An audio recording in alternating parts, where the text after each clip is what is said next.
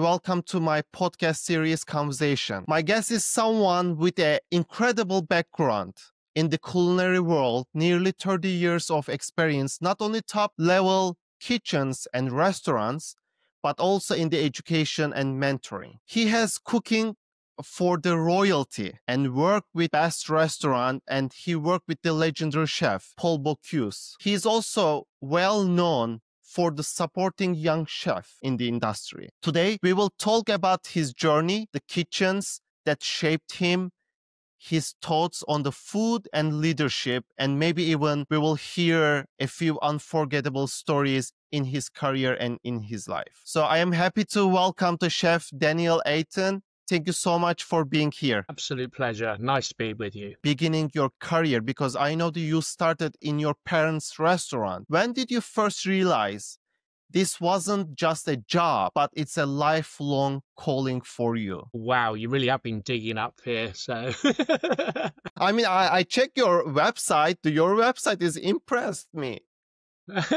well, thank you very much. Yeah, so as you mentioned, I started with my parents' restaurant, so very young age. I was probably washing dishes around about the age of 10. Through there, obviously, natural progression, went to college and enjoyed my time there. I come from a town which is known for holiday resorts, so a bit like Bodrum or places like this. The hotels in this town always used to sort of stay open for summer, close down for the winter, and that was really when it came home to me that it was a career I wanted, not just jobs. So that's when I first joined a 5-star hotel called the Imperial Hotel in Torquay. It was owned by a massive, massive company, so I was very fortunate to then be part of the training schedule, which then went on for 3.5 years, where I got to travel Europe and work with some of these chefs that you mentioned earlier. So I want to jump to Paul Bocuse. What was your experience and how did you feel work with the legendary chef? Well, as I mentioned, so this was part of the 2.5-year training progress. So I was only actually with Paul Bocuse for 3 months as a stage. Very organised kitchen, legendary chefs working within there. I mean, he popped in once now and again, because obviously he has more fingers in many pies with chef development, etc. But no, it was an iconic experience. You cook for the Queen Elizabeth and King Charles and also heads of the state. How do you even begin the planning a meal like that? It's kind of very stressful, I guess. You just do what you're told. So yeah, that was organised by a hotel I was working in London, and so it was an Indian company, and obviously India being part of the Commonwealth, we were invited into St James's Palace, etc., to cook for these heads of state, and obviously the Queen and Prince Charles as he was then. So the British cuisine, I know that has evolved a lot, but always people thinking, unfortunately, like when the British cuisine, when they mention just a fish and chips. What do you think about the British cuisine and how you can explain all this evolvement? Well, first of all, nothing wrong with fish and chips. No, nothing wrong. And with the beer. So every country has its own cuisine, which has its history behind it, and that should be embraced. I'm very fortunate, as you know, to travel the world judging, and whichever country it is, I go in there and I embrace the history of the cuisine, because how can you judge a modern interpretation if you don't know where that dish comes from? For example, in Poland there's a soup called zurek, which is a fermented soup. First experience of that was, it's a wheat soup. First experience was a modern interpretation, which was finished off with a mashed potato and a kubiak sausage, which is a traditional Polish sausage, beautifully garnished. And so I look into the history of that and find out where it came from, and it was how your grandmother used to make it. I find it incredible to see how the dishes have evolved. So, yeah. Do you have any worldwide cuisine to really impress you? You try to learn more a lot. Well, so through my travels, I experienced a lot of the worldwide cuisines, and obviously, as you mentioned earlier, British cuisine. It's very diverse, because of our culture, we have a lot of influence from other countries as well. One of my papers, as you see, is about the diversity of the cuisine in Britain. And so, I get regularly asked, what's your speciality in cooking? Well, my speciality is to produce dishes that the guest wants. That's most important, more important than anything. I don't do egos. And for me to dictate what a customer is going to eat, it's not my position. My job is to give the customer the food they want to eat. So be that. I mean, I went out to India once to promote British food for the British trade industry. And while I was out there, I mean, there's a member of British Parliament out there, etc. And while I was out there, to write a British menu within New Delhi, which is predominantly vegetarian, I suddenly realised that actually there's no traditional British dish which is vegetarian. All our vegetarian dishes traditionally are taken from other countries and adapted to become English. So there's a little insight for you. We're a nation of meat eaters. I love the meat. So Absolutely. Meat yeah, and fish, beautiful. yeah, yeah. You also mentoring the future chef. So you have done a lot for education and mentoring. What was the one thing you wish every young chef understood before entering the kitchen? Again, possibly leave your egos at home. Listen, you don't know everything. Listen, learn, keep your mouth shut, learn. It's a long process to become a chef. Okay, it's a little bit easier now because of the internet. However, we have a hierarchy in the kitchen. Your time will come. What's the rush to be a head chef? Get all the knowledge you need. And then when you have all the knowledge that you need, then you can step up. Luckily, there are a few that actually take that on board. You joined MasterChef, right, in the UK? No, it's a different MasterChef. Okay. So it's not the TV series. It's a society, MasterChefs of Great Britain. And there's another one which I'm senior vice president of, which is the World MasterChef Society. I have judged a couple of the series for MasterChef where they visited the hotel I was working in, but yeah, no, nothing to do with the series at all. Okay. So do you think like all these series in the TV, because in Turkey we have a lot of these shows, like a Master Chef, like a Some Chef, like a cooking program, and it affect a lot of young people, and then now they are preferring going to college or the universities and choosing the gastronomy, but they don't have any ambitions, they don't have any passions about this major. On they're seeing this program and they're thinking, oh, we will earn a lot of money and like we will wear the uniform and we will be chef. So what do you think about this new generation preferring the gastronomy? Well, again, it has its place, but it's not real culinary. I mean, to be a chef, it's a lot more than just cooking. You're a businessman. You've got to be able to sell your product. You've got to be able to forecast 3 years ahead. You have to be a sales and marketing to come up with new ideas. It's more than just, putting pretty food on a plate. Like I said, this modern world with the web, etc., there is a place for it. It's very limited. I wouldn't say that's real chefing. Say to be a real proper chef, it's running a business, selling, developing. To put pretty food on a plate just for webs, yes, it may pay for the one or two, but I mean, you don't get the majority wouldn't get a real wage from it. And do you have any memory from your career that always makes you smile when you remember? It's nice to remember all the famous people I've met. My professionalism doesn't allow me to go up and take pictures with them because if you're staying in a 5-star environment, etc., you can't really tap them up and say, oh, can I have your picture? Can I have your picture? Funnily enough, probably working at Edinburgh was my favourite time. It was my hardest job. I was finishing very late at night, starting early in the morning, maybe 6 hours sleep. I was there for 1.5, 2 years. It was hard graft. But once it was done, I could look back on it and look at what I'd learned while I was there. And that's one of the best memories. If you didn't prefer becoming chef, or if you didn't pick this job, what do you think your future job or the career? If I wasn't a chef, what would I be doing? I've never really thought of that.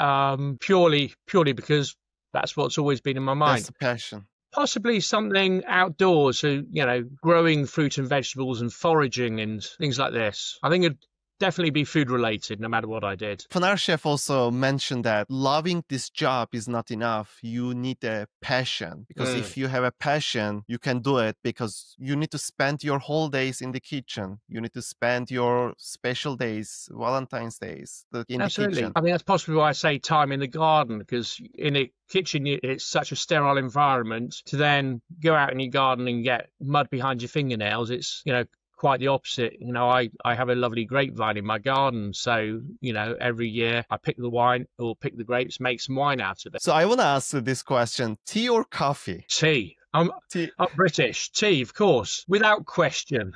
Yeah, that's amazing. Yeah, I love the tea. I love only coffee for Turkish coffee, but other than, especially in America, because adding so much sugar. So the coffee is no, I love the tea. And what about the milk or without milk? With milk, milk first, no sugar. Turkish coffee is amazing, don't get me wrong. You know, It's that's strong. probably when I'm in Turkey, I would have Turkish coffee.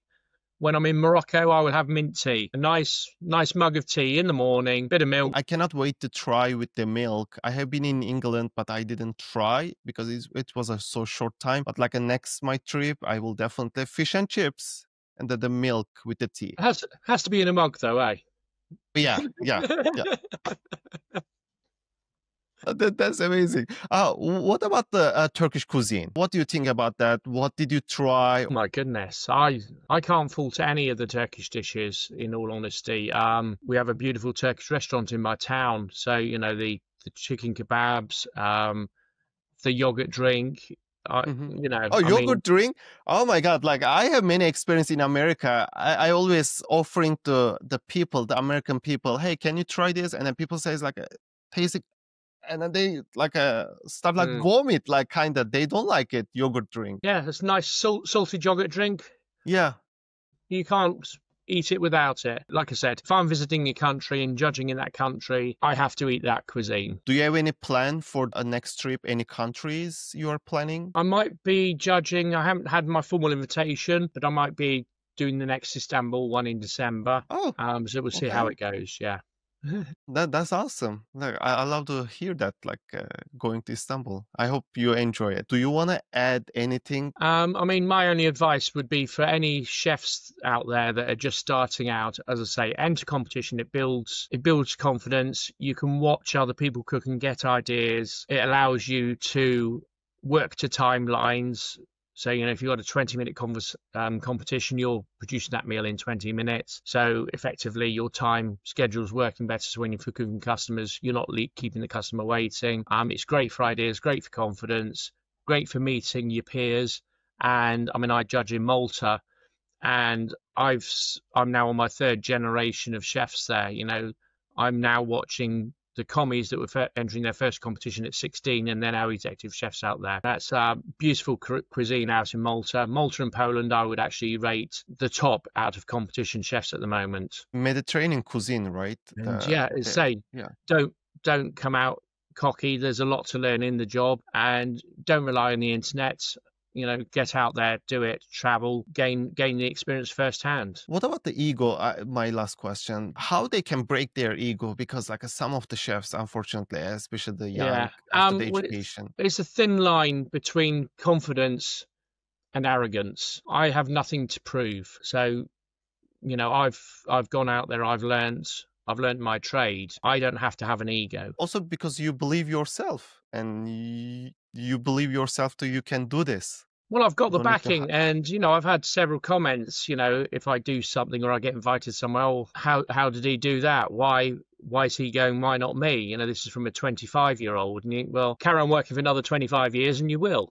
You know, it's about building time and experience, That's true. and that's what does it. You can't get everything. There's no rush. You've got one life.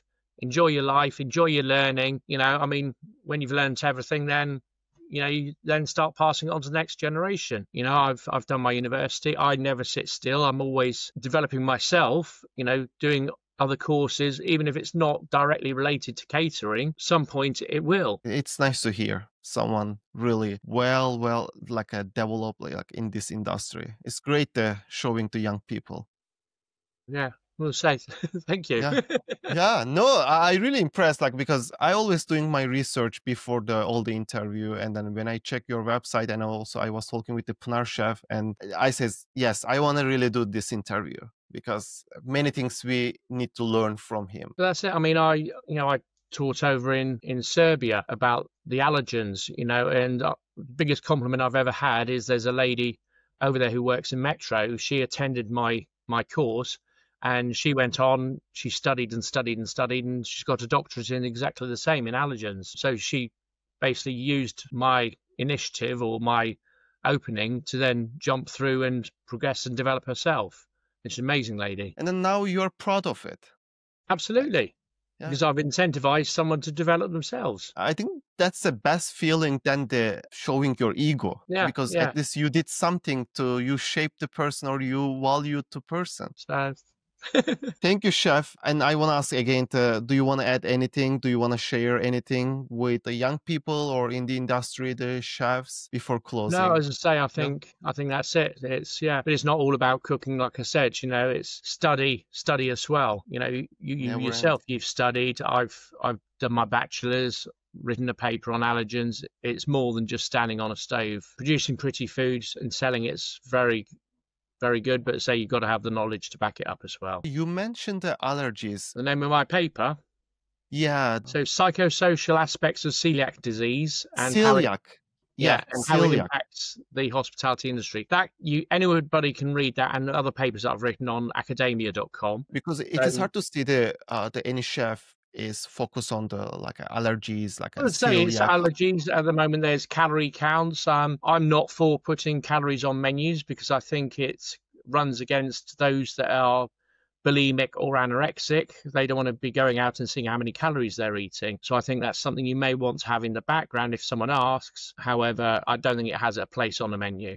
Allergens, yes, that's very important. You know, you go out to enjoy yourself and have a meal and a social experience. We've all got to eat to live, but we don't have to live to eat. I love that. Thank you so much, chef. Thank you for giving your time and then joining to this session. And Chef Daniel, we appreciate and all you did and all your hard work, and also you are still helping the young chef. Thank you so much. It's an absolute pleasure. Thank you for inviting me. Thank you. And please don't forget to like, comment, and subscribe to channel. And we will see you in a next episode. Thank you.